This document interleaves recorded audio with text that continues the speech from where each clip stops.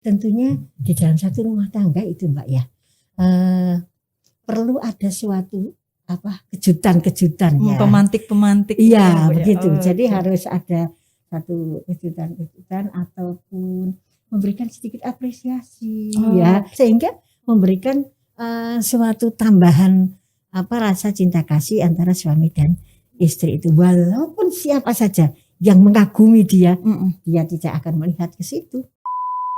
Kalau seorang istri ya kemudian mempunyai suami, nah itu ada sesuatu di dalam rumah tangganya, sesuatu yang mungkin percekcokan kecil atau apa, itu tidak perlu curhat kepada orang lain.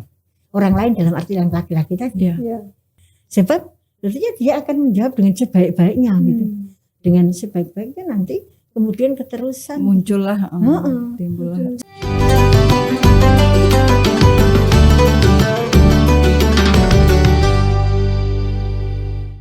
Assalamualaikum warahmatullahi wabarakatuh. Alhamdulillah kembali lagi bersama saya Pipit Maulidia dan rekan saya Nur Ika Anissa di podcast Harian Surya Tribun Jatim Network. Hari ini kami akan membahas tentang tema mencintai istri orang. Telah hadir bersama kami Ibu Nur Haidah.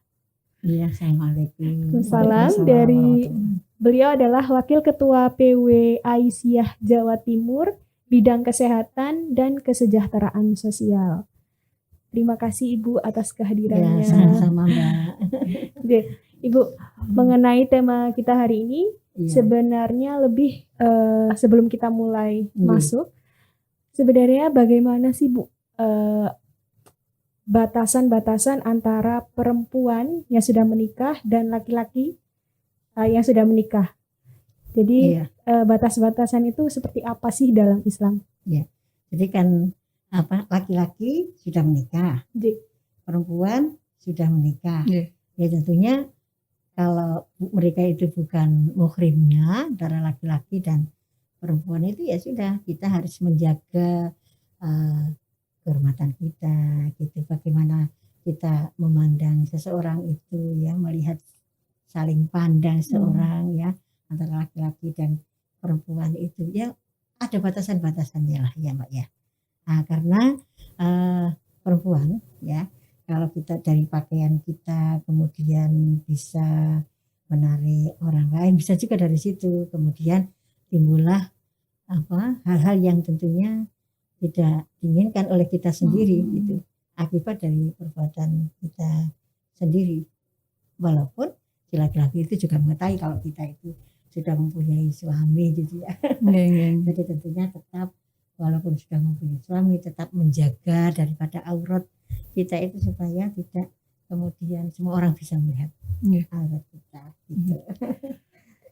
Gimana Mbak? Terus ini kan tentang mencintai orang, atau dicintai orang lain gitu Bu. Nah bagaimana sih sikap seorang istri misal saya gitu untuk menghadapi laki-laki yang menyukai saya gitu Bu. Selain suami saya seperti itu, misal seperti itu. Jadi seorang perempuan sudah mempunyai suami tapi dicintai. Tiba-tiba ada orang lain, orang laki-laki lain yang mencintai dia gitu ya. Memang di dalam kehidupan sehari-hari ini kadang terjadi terjadi seperti itu ya. Walaupun laki-laki itu sudah mempunyai istri atau istri yang belum mempunyai istri, dan kemudian yang perempuan ini sudah mempunyai suami begitu ya. Tertarik itu ada dari beberapa hal ya Mbak ya. Ya, jadi istri yang kemudian dikagumi oleh laki-laki lain itu dari sisi apa gitu. Jadi mungkin saja laki-laki itu melihat si wanita ini ada satu kelebihan ya, mungkin walaupun usianya ini sudah lebih tua mungkin dari istrinya sendiri. Laki-laki itu sudah punya istri kemudian lebih tua, yang dikagumi itu dari sisi apa? Mungkin dari sisi ilmunya ya, atau suatu saat itu si laki-laki itu minta nasihat kepada wanita itu, kemudian bisa menenteramkan hatinya gitu, bisa saja. Sehingga laki-laki itu mengagumi, saya kagum dengan Ibu A gitu. Ya itu bisa saja seperti itu. Kagum dengan ketika dia itu memberikan suatu ketemu dalam satu seminar yang ini, kemudian sebagai narasumber, kemudian beliau bertanya dengan puas, beliau bisa menjawab, itu bisa juga mengagumi. Tapi lain hal misalnya si wanita ini dikagumi oleh orang lain laki-laki itu, tapi karena dari sisi mungkin kecantikannya atau hal yang lain. Bisa saja kecantikannya itu juga ada beberapa yang lain ya. Jadi bukan karena itu mengumbar semua bisa dilihat oleh laki-laki, itu tidak ya. Tetapi kecantikan itu bukan dari luarnya saja ya. Dari dalam diri orang itu terlihat cantik gitu. Karena sikapnya yang sopan, kemudian kata-katanya yang lemah lembut, sehingga laki-laki lain itu bisa tertarik dengan dia itu ya, mengagumi. Kenapa saya punya istri tidak seperti itu? Bisa saja itu, ya kan gitu. Jadi harus kita melihat dari sisi mana dia itu mencintai atau mengagumi seseorang itu. Sekarang apalagi sekarang ini sudah banyak di era digital ya. Di era digital ini kita melihat bagaimana kiprah perempuan yang bermacam-macam kita bisa melihat. Maka mungkin laki-laki yang sudah punya istri, maka kita juga harus belajar gitu. Belajar supaya apa sih yang diinginkan oleh suami saya ini, sehingga suami saya ini kemudian tidak melihat orang lain, saya tertarik dengan si A, tertarik dengan si B ya. Oleh karena itu bagi seorang perempuan ini tetap, walaupun dikagumi oleh siapapun, tetap dia harus menjaga dirinya bahwa dia itu sudah mempunyai seorang suami. Gitu Mbak, saya kira ya seperti itu. Jadi kita harus tetap, walaupun tetap tetap kita itu menjaga dengan adanya perjanjian di dalam rumah tangga masing-masing dan perjanjian pernikahan, dan ada akad nikah ya, perjanjian yang kokoh antara suami dan istri itu, maka dia harus menjaga dirinya ya, menjaga kehormatannya. Walaupun ada orang lain kemudian mengaguminya karena sama-sama muda misalnya, sama-sama muda, kita kemudian tidak, itu mengagumi saya, kenapa suami saya tidak pernah mengagumi saya dikagumi oleh orang lain ya. Nah, tentunya di dalam satu rumah tangga itu Mbak ya, perlu ada suatu kejutan ya, pemantik iya begitu. Jadi harus ada satu kejutan ataupun memberikan sedikit apresiasi memberikan sedikit yang sesuatu yang menyenangkan gitu ya. Dan itu macam-macam perempuan yang ingin berikan sesuatu yang lain gitu, seperti biasanya oleh seorang suami itu macam-macam. Misalnya Mbak ya, saya suka loh diberi bunga oleh suami kan gitu ya. Suka loh diberi bunga gitu, atau kata-kata yang lain gitu selain seperti biasanya, sehingga memberikan suatu tambahan rasa cinta kasih antara suami dan istri itu. Walaupun siapa saja yang mengagumi dia tidak akan melihat ke situ karena suaminya sudah luar biasa gitu.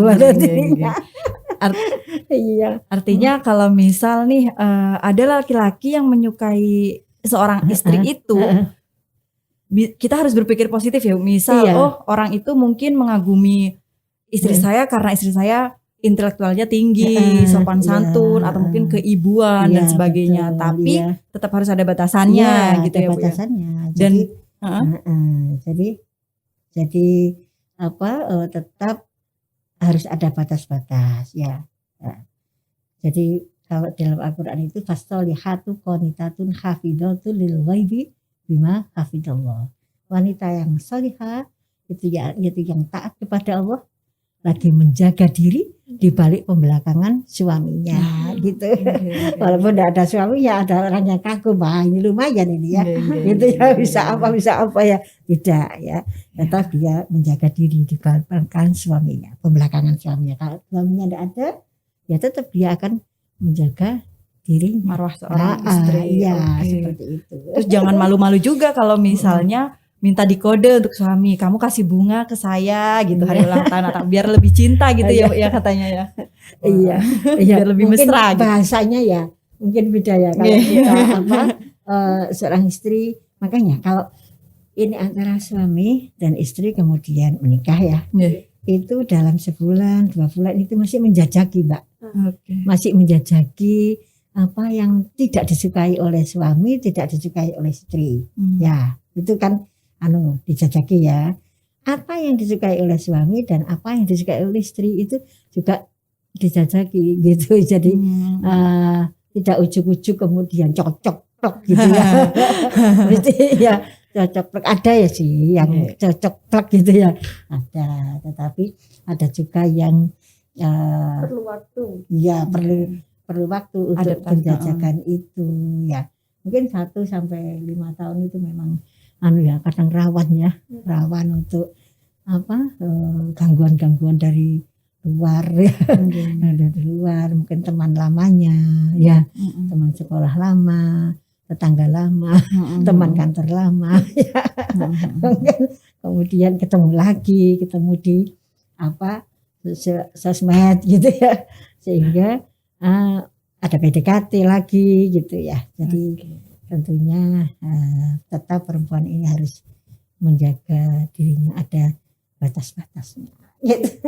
Jadi kalau ngomongin soal istri yang dikagumi orang lain, mungkin bentuk kekagumannya itu mungkin macam-macam ya. Bisa sering di WhatsApp atau sering di chatting gitu ya.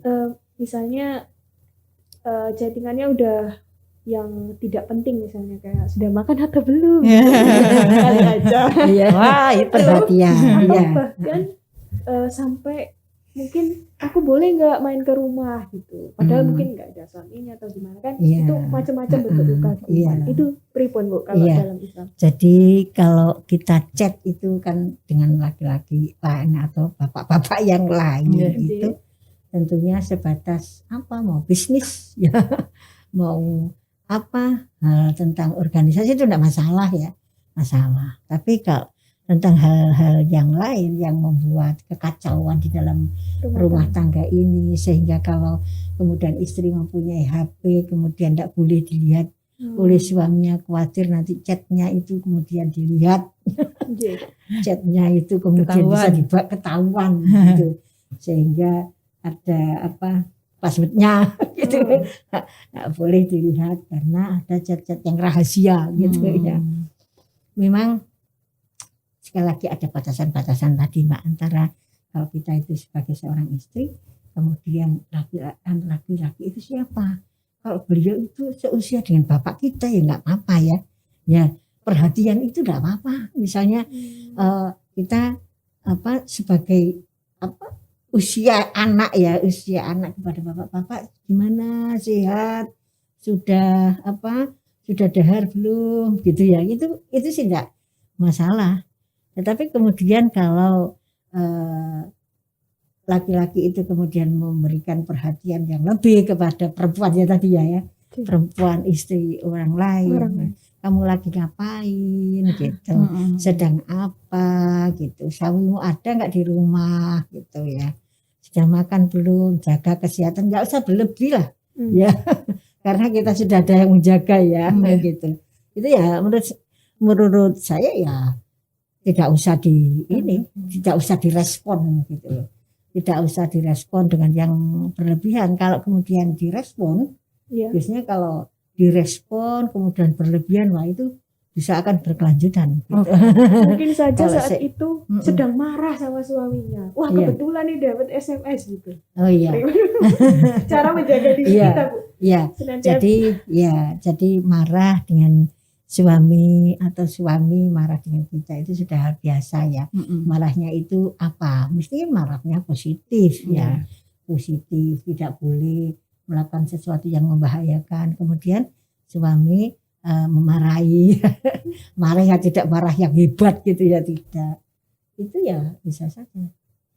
Makanya tadi saya katakan bahwa saling mengenal lah, ya. Saling mengenal antara mengenal sedalam-dalamnya gitu, antara suami terhadap istri dengan suami. Jadi kadang itu sesuatu yang menurut suami itu biasa-biasa saja ya, tapi menurut istrinya luar biasa gitu. Tapi kadang suami itu memberikan yang sesuatu yang menurut suami itu luar biasa, tapi istrinya nggak suka. Jadi yang istrinya nggak suka. Padahal suaminya sudah berupaya.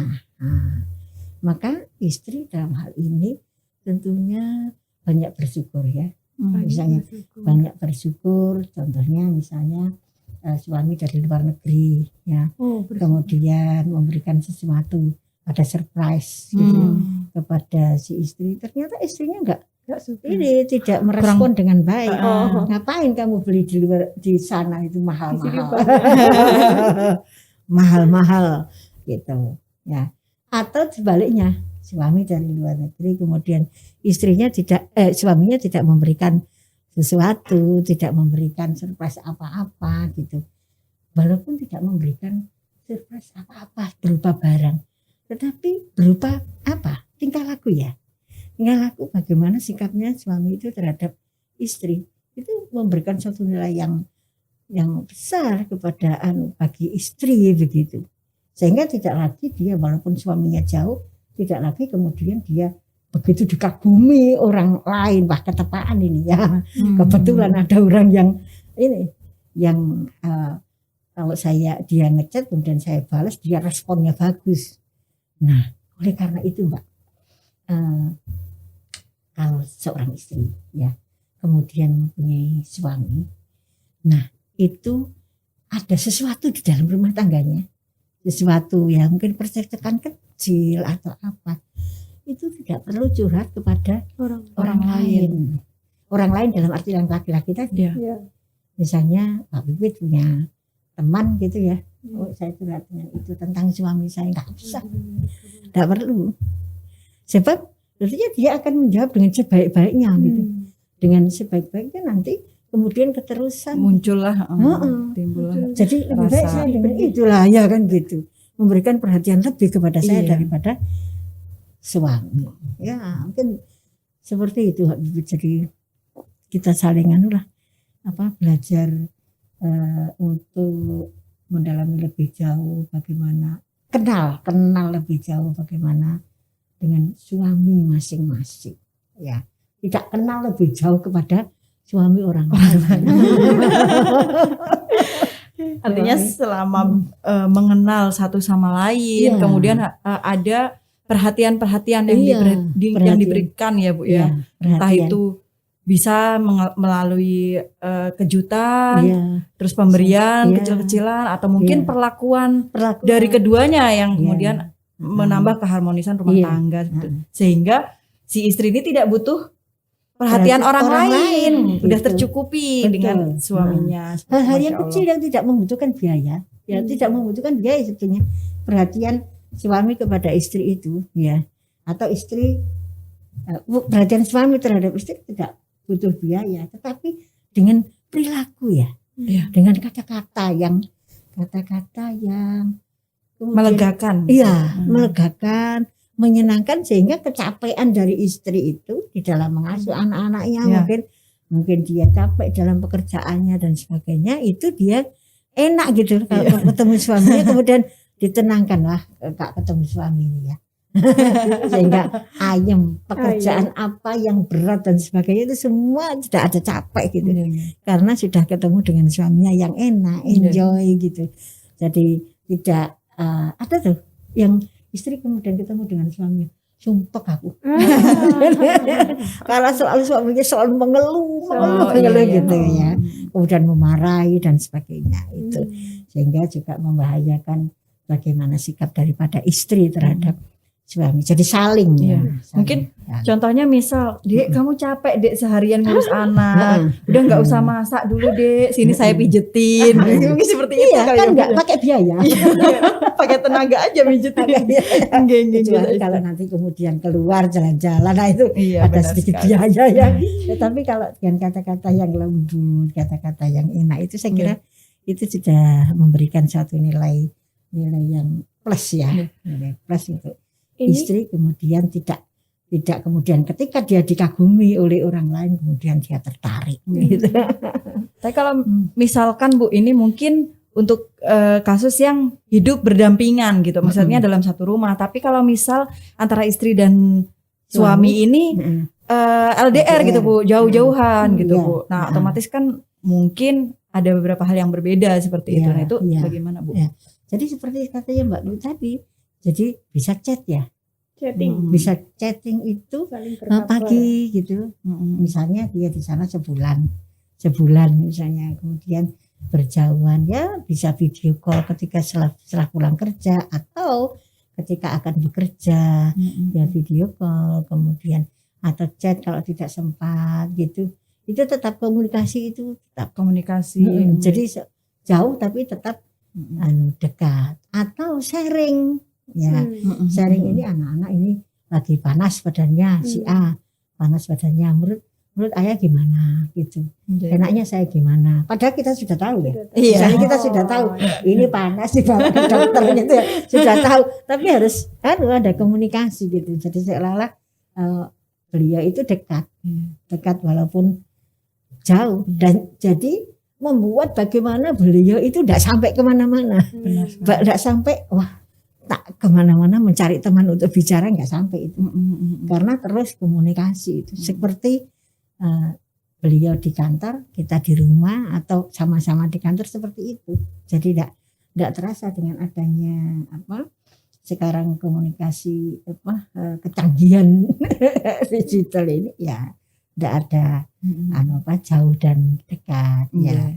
Nanti sehingga ketika suami itu dalam sebulan kemudian datang, nah ini memberikan kejutan yang istimewa untuk istrinya juga memberikan kejutan yang istimewa untuk suaminya ketika sama-sama bertemu gitu.